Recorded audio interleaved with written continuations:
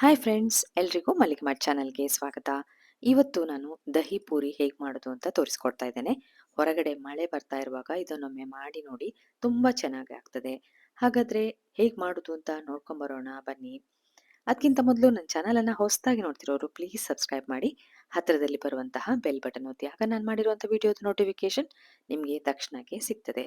ಈಗ ದಹಿ ಪೂರಿ ಹೇಗೆ ಮಾಡೋದು ನೋಡ್ಕೊಂಬರೋಣ ಬನ್ನಿ. ಮೊದಲಿಗೆ ನೋಡಿ, ನಾನಿಲ್ಲಿ ಹುಳಿಯನ್ನ ತಗೊಂಡಿದ್ದೇನೆ. ಒಂದು 50 ಗ್ರಾಮ್ ಇದೆ. ಅದನ್ನ ನೀರಲ್ಲಿ ನೆನೆ ಹಾಕೋಬೇಕು. ಬೇಗ ಆಗ್ಬೇಕಂದ್ರೆ ಸ್ವಲ್ಪ ಬಿಸಿನೀರಲ್ಲಿ ನೆನೆ ಹಾಕೊಳ್ಳಿ. ಇಲ್ಲಾಂದ್ರೆ ನೀರಲ್ಲಿ ನೆನೆ ಹಾಕೊಳ್ಳಿ. 3ರಿಂದ 4 ಗಂಟೆ ಅದನ್ನ ಹಾಗೆಯೇ ಬಿಡಬೇಕು. ಆಗ ಅದು ಮೆತ್ತಗೆ ಆಗ್ತದೆ. ಆಗ ನಾರೆಲ್ಲ ಬಿಡ್ತದೆ. ಅದನ್ನ ಬದಿಗಿಡಿ. ಈಗ ನಾವು ಗ್ರೀನ್ ಚಟ್ನಿ ಮಾಡ್ಕೊಳ್ವ. ಒಂದು ಮಿಕ್ಸಿ ಜಾರ್ ತಗೊಳ್ಳಿ. ಅದಕ್ಕೆ 1 ಕಟ್ನಷ್ಟು ಕೊತ್ತಂಬರಿ ಸೊಪ್ಪನ್ನ ಹಾಕೊಳ್ತಾ ಇದ್ದೇನೆ. ಹಾಗೆ ದಂಟು ಕೂಡ ಹಾಕೊಳ್ಳಿ. ಅದೇ ಸ್ವಲ್ಪ ಪುದೀನ ಸೊಪ್ಪು ಕೂಡ ಇದ್ರೆ ಸ್ವಲ್ಪ ಹಾಕೊಳ್ಳಿ. ಒಂದು ತುಂಡು ಶುಂಠಿ, ಹಾಗೆ ಒಂದು 2ರಿಂದ 3 ಹಸಿಮೆಣಸನ್ನು ಕೂಡ ಹಾಕೊಳ್ಳಿ. ನಂತರ 2 ಸ್ಪೂನ್ ಅಷ್ಟು ಬಿಳಿ ಎಳ್ಳು ಹಾಕ್ತಾ ಇದ್ದೇನೆ. ನೀವು ಕಡಲೆ ಬೀಜ ಇದ್ರೆ ಅದನ್ನು ಹಾಕ್ಬೋದು. ಹಾಗೆ 1 ಸ್ಪೂನ್ ಅಷ್ಟು ಬ್ಲ್ಯಾಕ್ ಸಾಲ್ಟ್, 1 ಸ್ಪೂನ್ ಅಷ್ಟು ಚಾಟ್ ಮಸಾಲ, ರುಚಿಗೆ ಎಷ್ಟು ಸ್ವಲ್ಪ ಉಪ್ಪು ಹಾಕಿ, ಒಂದು ಲಿಂಬುವನ್ನ ಹಿಂಡ್ಕೊಳ್ಬೋದು. ಯಾಕಂದ್ರೆ ಗ್ರೀನ್ ಹಾಗೆ ಇರ್ತದೆ ಚಟ್ನಿದು. ಇಲ್ಲಿ ಈಗ ನಾನು ಲಿಂಬುವನ್ನ ಹಿಂಡ್ತಾ ಇದ್ದೇನೆ.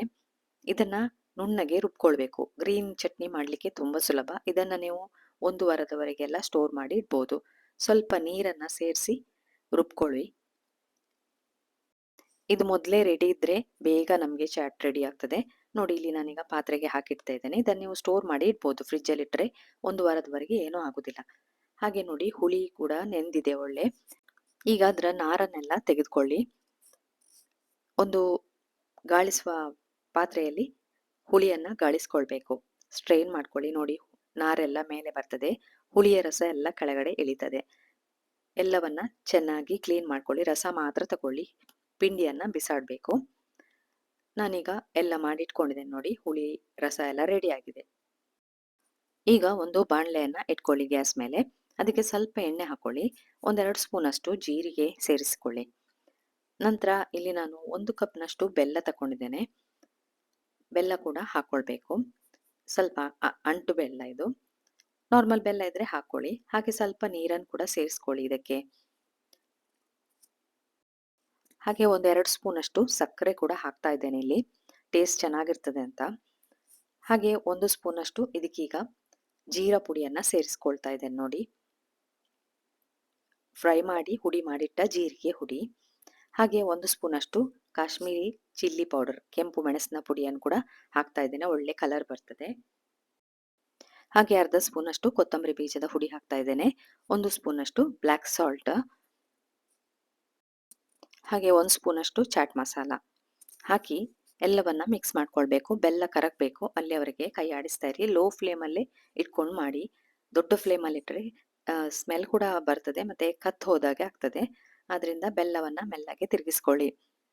ನೋಡಿ, ಬೆಲ್ಲ ಕರಗಿದೆ. ಈಗ ಇದಕ್ಕೆ ನಾನು ಹುಳಿಯ ಪಲ್ಪ್ ಇದೆಯಲ್ಲ, ಅದನ್ನ ಹಾಕ್ತಾ ಇದ್ದೇನೆ. ಲೋ ಫ್ಲೇಮಲ್ಲೇ ಇದನ್ನ ತಿರುಗಿಸ್ಕೊಳ್ಳಿ, ಅಂದ್ರೆ ಕೈ ಆಡಿಸ್ತಾ ಇರಬೇಕು. ಹಾಗೆ ಸ್ವಲ್ಪ ರುಚಿಗೆ ಎಷ್ಟು ಬೇಕಷ್ಟು ಉಪ್ಪನ್ನು ಕೂಡ ಸೇರಿಸ್ಕೊಳ್ತಾ ಇದ್ದೇನೆ. ಹಾಕಿ ಎಲ್ಲವನ್ನ ಮೆಲ್ಲಗೆ ತಿರುಗಿಸ್ಕೊಳ್ಳಿ. ಒಂದು 5ರಿಂದ 10 ನಿಮಿಷ ತಗೊಳ್ಬಹುದು. ದಪ್ಪ ಆಗ್ಬೇಕಿದು. ಒಂಥರ ಸ್ವೀಟ್ ಚಟ್ನಿ ಹೇಳ್ತಾರೆ ಇದಕ್ಕೆ. ನೋಡಿ, ಸ್ವೀಟ್ ಮತ್ತೆ ಹುಳಿ ಎಲ್ಲ ಇರ್ತದೆ. ಈ ತರ ನೋಡಿ, ಕುದ್ದು ಈ ತರ ದಪ್ಪ ಆಗ್ಬೇಕು. ನಿಮ್ಗೆ ಕಾಣಿಸ್ತಿರ್ಬೋದು. ಬೇಕಾದ್ರೆ ನಿಮ್ಗೆ ಸ್ಪೂನ್ನ ಹಿಂಭಾಗದಲ್ಲಿ ನೋಡಿ ಒಂದು ಲೈನ್ ಎಳ್ದು ನೋಡ್ಬೋದು, ಗೊತ್ತಾಗ್ತದೆ. ಈ ತರ ಇದ್ರೆ ಸಾಕು. ಈಗ ಗ್ಯಾಸ್ ಅನ್ನು ಆಫ್ ಮಾಡಿ ಇದನ್ನ ತಣಿಲಿಕ್ಕೆ ಬಿಡಬೇಕು. ಇನ್ನೂ ನೀವು ಕುದಿ ಬರ್ಸಿದ್ರೆ ದಪ್ಪ ಆಗ್ತದೆ. ತಣ್ಣದ ಕೂಡಲೇ ಇದು ತುಂಬಾ ದಪ್ಪ ಆಗ್ತದೆ. ಅದಕ್ಕೆ ನೋಡಿ, ಇಷ್ಟು ಸಾಕು. ಈ ಕನ್ಸಿಸ್ಟೆನ್ಸಿಯಲ್ಲಿದ್ರೆ ಸಾಕು. ಇದನ್ನೀಗ ಬದಿಗಿಡಬೇಕು, ಯಾಕಂದ್ರೆ ಇದು ತಣಿಬೇಕು ಈಗ. ನಂತರ ನಾನಿಲ್ಲಿ 3 ಆಲೂಗಡ್ಡೆಯನ್ನ ಬೇಯಿಸಿ ಇಟ್ಕೊಂಡಿದ್ದೇನೆ. ಒಳ್ಳೆ ಬೇಯಿಸ್ಕೊಳ್ಳಿ. ಇದನ್ನೀಗ ಸ್ಮ್ಯಾಶ್ ಮಾಡ್ಕೊಳ್ಬೇಕು. ನೋಡಿ, ಈ ತರ ಸ್ಮ್ಯಾಶ್ ಮಾಡಿ ಇಟ್ಕೊಂಡಿದ್ದೇನೆ. ರುಚಿಗೆ ಎಷ್ಟು ಬೇಕೋ ಅಷ್ಟು ಉಪ್ಪನ್ನ ಸೇರಿಸ್ಕೊಳ್ಳಿ. ನಂತರ ಸ್ವಲ್ಪ ಅಂದ್ರೆ 1 ಸ್ಪೂನ್ ಅಷ್ಟು ಕೆಂಪು ಮೆಣಸಿನ ಪುಡಿ ಕೂಡ ಹಾಕಿ. ಹೆಚ್ಚು ಮಸಾಲೆ ಬೇಕಂತ ಇರೋದಿಲ್ಲ ಇದಕ್ಕೆ, ಸ್ವೀಟ್ ಚಟ್ನಿಯಲ್ಲಿ ಹಾಕೊಂಡಿದ್ದೇವೆ. ಹಾಗೆ ನೋಡಿ, ಹುಳಿ ಮೊಸರಿಗೆ ಒಂದು 2ರಿಂದ 3 ಸ್ಪೂನ್ ಅಷ್ಟು ಸಕ್ಕರೆ ಹಾಕಿ ಇದನ್ನು ಚೆನ್ನಾಗಿ ಬೀಟ್ ಮಾಡಿ ಇಟ್ಕೊಳ್ಬೇಕು. ನಾವೀಗ ದಹಿ ಪೂರಿ ಮಾಡ್ತಾ ಇದ್ದೇವೆ. ಆದ್ರಿಂದ ದಹಿ ಬೇಕೇ ಬೇಕು. ಅಂದ್ರೆ ಮೊಸರು ಬೇಕೇ ಬೇಕು. ಮೊಸರಿಗೆ 1-2 ಸ್ಪೂನಷ್ಟು ಸಕ್ಕರೆ ಹಾಕಿ ಒಳ್ಳೆ ಬೀಟ್ ಮಾಡಿ ಬದಿಗಿಟ್ಕೊಳ್ಳಿ. ಹಾಗೆ ನಾನಿಲ್ಲಿ ರೆಡಿಮೇಡ್ ಪೂರಿ ಅಂದ್ರೆ ಪೂರಿಯನ್ನ ಮನೆಯಲ್ಲೇ ಫ್ರೈ ಮಾಡ್ಕೊಂಡಿರೋದು ರೆಡಿಮೇಡ್ ತಗೊಂಡು ಬಂದು ಮಾಡಿಟ್ಕೊಂಡಿದ್ದೇನೆ. ಈಗ ಒಂದು ಪ್ಲೇಟಿಗೆ ನಾವೆಲ್ಲ ಸೆಟ್ ಮಾಡ್ಕೋಬೇಕು. ನೋಡಿ ಪೂರಿಯನ್ನ ಮಧ್ಯಕ್ಕೆ ಈ ತರ ತೂತು ಮಾಡ್ಕೊಳ್ಬೇಕು. ನೀವು ಹೀಗೆ ಮಾಡಿದ್ರೆ ಮನೆಯಲ್ಲಿ ಬೇಕಾದಷ್ಟು ದಹಿ ಪೂರಿ ಮಾಡ್ಕೊಂಡು ತಿನ್ಬೋದು. ಮಕ್ಕಳಿಗೂ ಖುಷಿ ಆಗ್ತದೆ. ನೋಡಿ ಇದಕ್ಕೀಗ ನಾನು ಆಲೂಗಡ್ಡೆಯನ್ನ ಫಿಲ್ ಮಾಡ್ತಾ ಇದ್ದೇನೆ. ಹೊರಗಡೆ ಮಳೆ ಬರ್ತಾ ಇರುವಾಗ ಈ ರೀತಿ ಮಾಡ್ಕೊಂಡು ತಿನ್ನಿ, ಸೂಪರ್ ಆಗಿರ್ತದೆ. ಹಾಗೆ ಈರುಳ್ಳಿಯನ್ನು ಕೂಡ ಹಾಕ್ತಾ ಇದ್ದೇನೆ ಎಲ್ಲ ಪೂರಿಗೆ. ನಿಮ್ಗೆ ಹೇಗ್ ಬೇಕೋ ಹಾಗೆ ಇದನ್ನ ಜೋಡಿಸ್ಕೊಳ್ಬಹುದು. ನಾನಿಲ್ಲಿ ಈರುಳ್ಳಿ ಹಾಕ್ತಾ ಇದ್ದೇನೆ. ಹಾಗೆ ಟೊಮೆಟೊ ಇದ್ರೆ ಅದನ್ನು ಕೂಡ ಕಟ್ ಮಾಡಿ ಇಟ್ಕೊಳ್ಳಿ. ಎಲ್ಲ ಕಟ್ ಮಾಡಿಟ್ರೆ ಬೇಗ ಬೇಗ ಸಂಜೆ ಆಗುವಾಗ ಮಾಡಿ ಕೊಡ್ಬೋದು. ನೋಡಿ ಟೊಮೆಟೊದ ಚೂರುಗಳನ್ನ ಹಾಕ್ತಾ ಇದ್ದೇನೆ. ಈ ರೆಸಿಪಿಯನ್ನ ಒಮ್ಮೆ ಟ್ರೈ ಮಾಡಿ, ತುಂಬಾ ಇಷ್ಟ ಆಗ್ತದೆ. ಹಾಗೆ ಇಷ್ಟ ಆದ್ರೆ ಏನ್ ಮಾಡ್ಬೇಕು ಅಂತ ಗೊತ್ತಿದೆ ತಾನೆ? ಲೈಕ್ ಕೊಡಿ, ಕಮೆಂಟ್ ಹಾಕಿ, ಎಲ್ರಿಗೂ ನಿಮ್ಮ ಫ್ರೆಂಡ್ಸ್ಗೂ ರಿಲೇಟಿವ್ಸ್ಗೂ ಎಲ್ರಿಗೂ ಇದನ್ನ ಶೇರ್ ಮಾಡಿ. ನೋಡಿ ಟೊಮೆಟೊ ಎಲ್ಲ ಹಾಕೊಂಡಾಗಿದೆ. ಈಗ ನಾವು ಬೀಟ್ ಮಾಡಿಟ್ಕೊಂಡ ಮೊಸರು ಇದೆ ಅಲ್ಲ, ದಹಿ, ಅದನ್ನು ಕೂಡ ಹಾಕೋಬೇಕು. ನಿಮ್ಗೆ ಎಷ್ಟು ಬೇಕು ಅಷ್ಟನ್ನ ಹಾಕೊಳ್ಳಿ. ಮತ್ತೆ ನೋಡಿ ನೀವು ಸೂಪರ್ ಆಗಿರ್ತದೆ. ಒಂದು ಸರಿ ನೀವು ಪಾನಿಪುರಿ ಮಾಡಿದ್ರೆ ಇನ್ನೊಂದು ಸರಿ ನೀವು ದಹಿ ಪೂರಿ ಮಾಡ್ಕೋಬಹುದು. ನೋಡಿ ಎಲ್ಲದಕ್ಕೆ ಮೊಸರನ್ನ ಸ್ವಲ್ಪ ಸ್ವಲ್ಪ ಹಾಕೊಂಡಿದ್ದೇನೆ ನಾನೀಗ. ಗ್ರೀನ್ ಚಟ್ನಿಯನ್ನು ಮಾಡ್ಕೊಂಡಿದ್ದೇವೆ ನೋಡಿ, ಅದನ್ನು ಕೂಡ ಮೇಲ್ಗಡೆ ಹಾಕಿ. ನಿಮ್ಗೆ ಎಷ್ಟು ಬೇಕೋ ಅಷ್ಟನ್ನ ಹಾಕೊಳ್ಳಿ. ನನಗೆ ಎಷ್ಟು ಬೇಕೋ ಅಷ್ಟು ಹಾಕ್ತಾ ಇದ್ದೇನೆ. ತಿನ್ನುವಾಗ ಹುಳಿ, ಸ್ವೀಟ್, ಖಾರ ಎಲ್ಲ ಇರಬೇಕು ನೋಡಿ, ಅದಕ್ಕಾಗಿ ಈಗ ಅದರ ಮೇಲ್ಗಡೆ ನಾನು ಸ್ವೀಟ್ ಚಟ್ನಿಯನ್ನು ಹಾಕ್ತಾ ಇದ್ದೇನೆ. ಸ್ವೀಟ್ ಚಟ್ನಿ ಮತ್ತು ಗ್ರೀನ್ ಚಟ್ನಿ ನೀವು ಮೊದಲೇ ಮಾಡಿಟ್ಕೊಂಡ್ರೆ ಬೇರೆ ಬೇರೆ ಥರದ ಚಾಟನ್ನು ನೀವು ಮಾಡ್ಬೋದು. ತುಂಬ ಸುಲಭ. ಹೊರಗಡೆ ಮಳೆ ಬರ್ತಾ ಇರುವಾಗ ಈ ಥರ ಮಕ್ಕಳಿಗೆ ಶಾಲೆಯಿಂದ ಬಿಟ್ಟು ಕೂಡಲೇ ಮಾಡ್ಕೊಂಡು ಕೊಟ್ಟರೆ ತುಂಬ ಖುಷಿ ಆಗ್ತಾರೆ.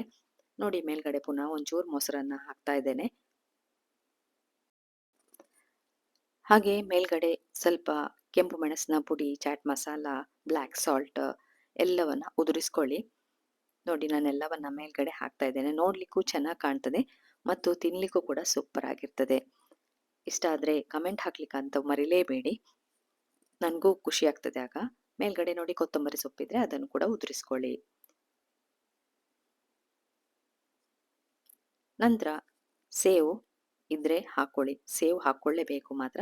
ನೋಡ್ಲಿಕ್ಕೆ ತುಂಬಾ ಚೆನ್ನಾಗಿರ್ತದೆ. ತಿನ್ಲಿಕ್ಕೂ ಕೂಡ ಅಷ್ಟೇ ಸೂಪರ್ ಆಗಿರ್ತದೆ. ಹಾಗೆ ಮೇಲ್ಗಡೆ ದಾಳಿಂಬ ಬೀಜ ಇದ್ರೆ ಅದನ್ನು ಕೂಡ ಉದುರಿಸ್ಕೊಳ್ಳಿ. ಆಪ್ಷನಲ್, ಬೇಕಂತಿಲ್ಲ. ನಾನು ಚೆನ್ನಾಗಿ ಕಾಣ್ತದಂತ ಎಲ್ಲ ಇಡ್ತಾ ಇದ್ದೇನೆ ನೋಡಿ. ಹಾಗೆ ನನ್ನ ಚಾನಲನ್ನು ಹೊಸದಾಗಿ ನೋಡ್ತಿರೋರು ಪ್ಲೀಸ್ ಸಬ್ಸ್ಕ್ರೈಬ್ ಮಾಡಿ, ನನಗೆ ಸಪೋರ್ಟ್ ಮಾಡಿ.